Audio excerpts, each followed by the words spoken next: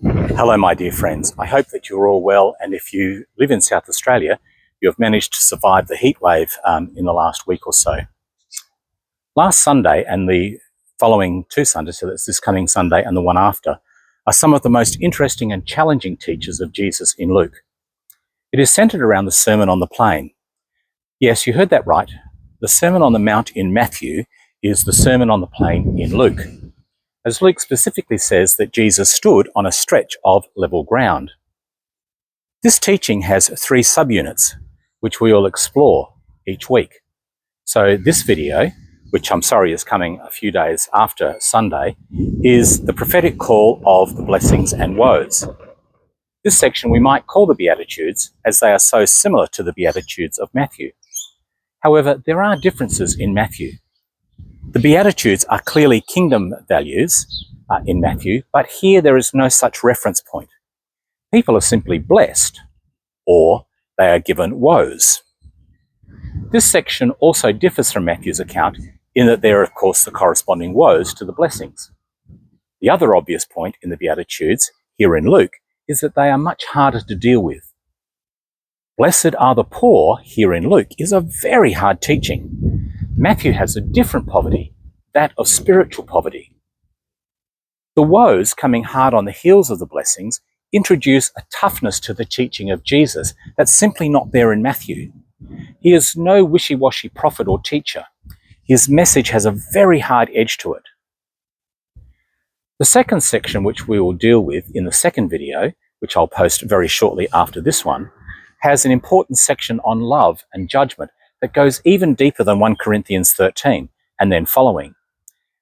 And then the following week, just before we launch ourselves into Lent, we will look at Jesus' call for a righteous response. In short, these next 3 videos are a reflection on Jesus' call to love all humanity in the face of God's blessing, justice, and character. The experience of God's grace requires that we as God's children be gracious. So let's get into the text. Jesus came down with the 12 and stood on a stretch of level ground with a great crowd of his disciples and a large number of people from all of Judea and Jerusalem and the coastal region of Tyre and Sidon. And raising his eyes towards his disciples, he said, "Blessed are you who are poor, for the kingdom of God is yours. Blessed are you who are now hungry, for you will be satisfied. Blessed are you who are now weeping, for you will laugh. Blessed are you when people hate you, and when they exclude and insult you and denounce your name as evil on account of the Son of Man. Rejoice and leap for joy on that day. Behold, your reward will be great in heaven, for their ancestors treated the prophets in the same way. But woe to you who are rich, for you have received your consolation. Woe to you who are filled now, for you will be hungry. Woe to you who laugh now, for you will grieve and weep. Woe to you when all speak well of you, for their ancestors treated the false prophets in this way." It's a great passage in chapter 6 of Luke, isn't it? And it comes straight after Jesus has chosen his 12 disciples. And what's strange is in this passage that we've just read from, which is straight out of the lectionary, verse 18 of chapter 6 is missing, which records that all the people who had come from the various regions, which we hear about, had done so to be healed of their afflictions, and those troubled with unclean spirits were being cured. So there is this great sense of excitement and positivity around Jesus and who he is and what he is doing for the people. And we note 2 important aspects of these blessings. First, there is no spiritualizing of them whatsoever, as there is in Matthew. The poor are not poor in spirit. They are flat out just poor, and they are blessed. Really? The ones who are hungry are not hungering after righteousness. They are just hungry, and they're blessed. Really? To understand these blessings and curses, or blessings and woes, we need to understand that Jesus is speaking about a worldview that is not commonly held or understood. Jesus knows that this world is not all that there is. Jesus knows that there is an age to come when God will intervene dramatically in the world. To be sure, that's what Jesus is doing right now.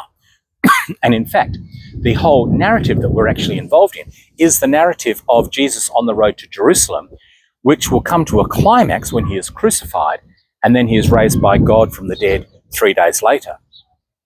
This resurrection is what St. Paul describes as the first fruits of those who sleep in God in 1 Corinthians 15, which happily is the epistle for today and so neatly dovetails into this passage. However, there is another intervention when Jesus will return in glory to judge the living and the dead.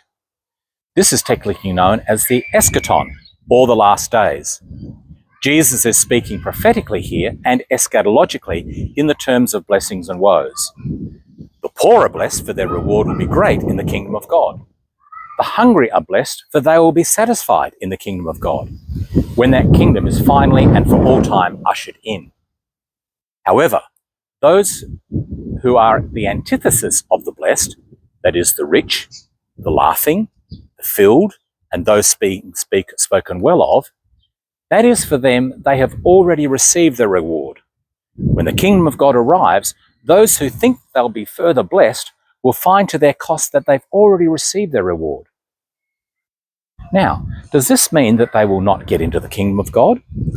Well, it's not certain that this is the case. All that is certain is that these people have already received their reward and will see no further reward forthcoming. This is thoroughly consistent with the Lucan Jesus. If we cast our minds back to the Song of Mary, commonly called the Magnificat, we are reminded that he has done mighty deeds with his arm. He has scattered those who are proud in the thoughts of their hearts. He has brought down the rulers from their thrones and exalted those who are humble. He has filled the hungry with good things and sent the rich away empty-handed. This is a God who actively seeks the welfare of the poor and the needy. There is a promise of grace to those who are like the prophets of old, and a reversal of fortune to those who are like the false prophets of old. Any reward for the rich is limited to this life, and such a limited approach to this life will have tragic consequences in the life to come when the kingdom of God arrives. Interestingly, the promise for the reversal of fortune is not limited to those who simply lack in this life.